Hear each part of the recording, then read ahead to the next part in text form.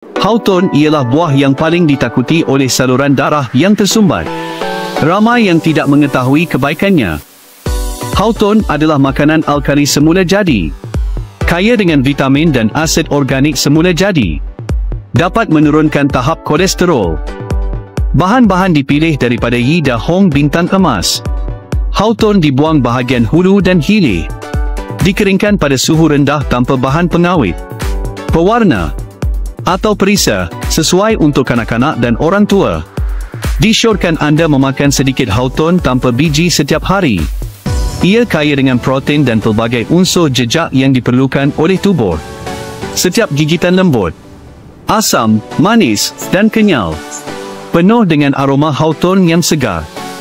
Ia tidak hanya lazat, malah mempunyai nilai pemakanan yang tinggi, protein tinggi, lemak rendah. Teruskan pengambilan dalam tempoh tertentu, dan anda akan merasai pernafasan yang lancar, badan yang ringan, dan keselesaan menyeluruh. Sama ada pada waktu pagi atau selepas makan.